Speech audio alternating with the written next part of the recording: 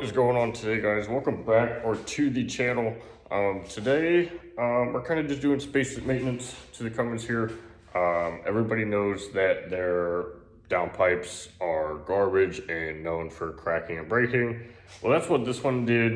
It actually did a little while ago, but I was moving from Ohio, so I kind of had to have it fixed, half-ass fixed. I hate doing that. I'm not the kind of person to normally do that, but given the situation when I was going from Ohio to North Carolina, I didn't have any time to actually do it correctly.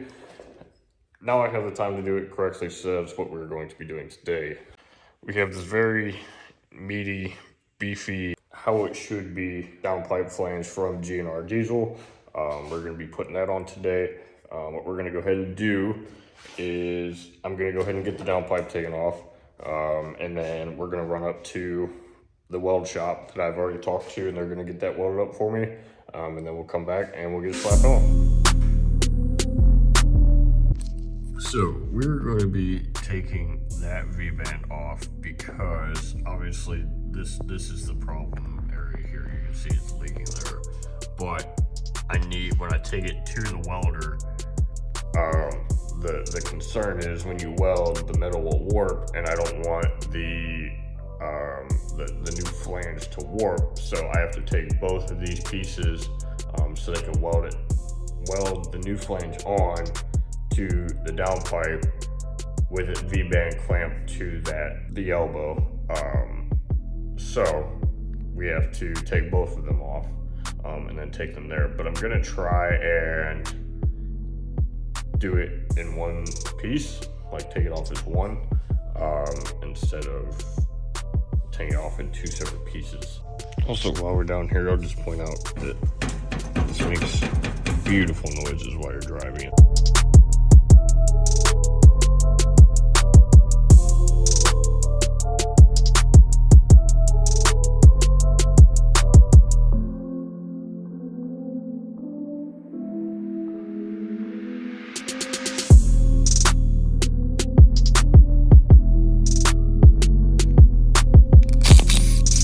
Alright guys, finally got the downpipe off.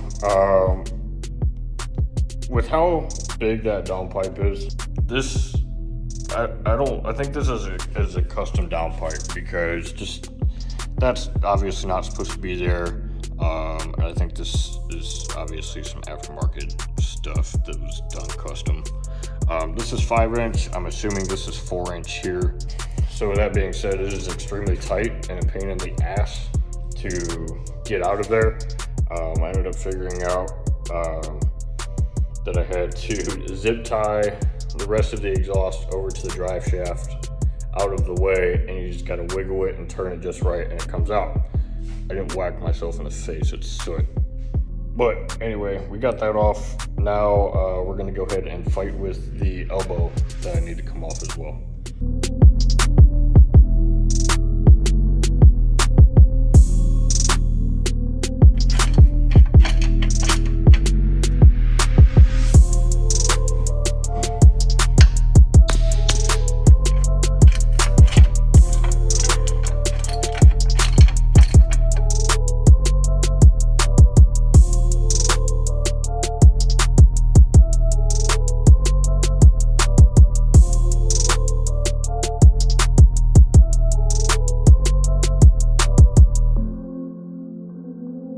Alright, so after a while of beating and moving and finagling and trying to bend stuff certain ways, we got the downpipe and the elbow off. I got it in the car now, so let's go ahead and get it over to the weld shop.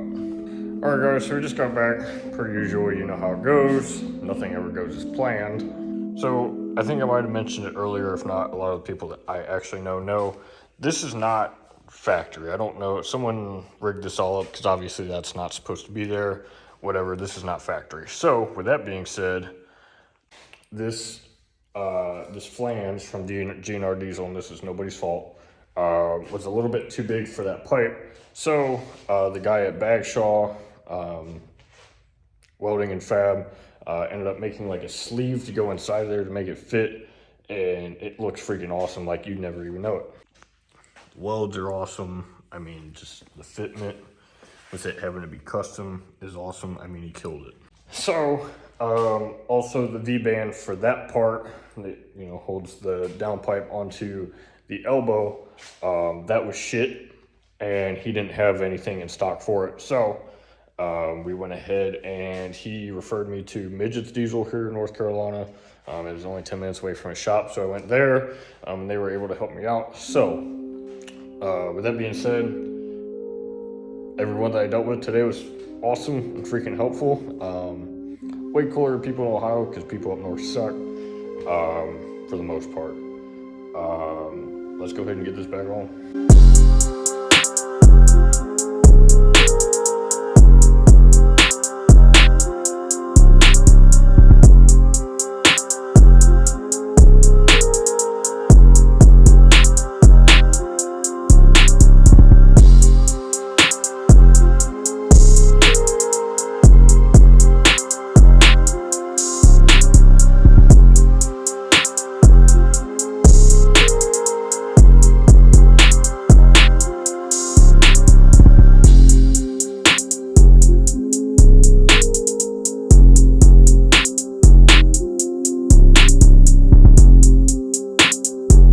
Alright guys, got everything buttoned up, got the exhaust put back in. It was a pain laying on the freaking ground, but it's back in and back together. I didn't really record it, I guess, because I knew it was going to be a pain, and I was putting the exhaust back in place, so y'all get the gist of it. So, here's the gist.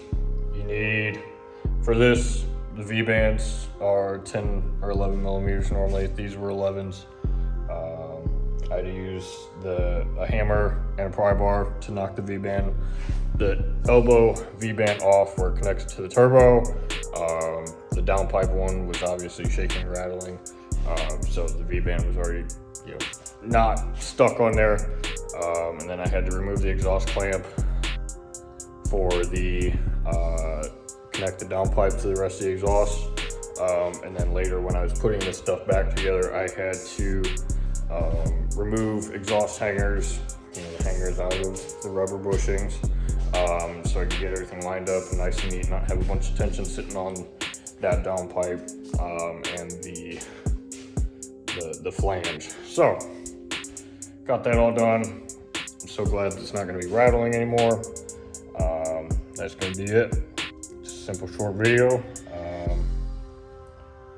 Not really sure what's next, so whatever it is, I'll see y'all then.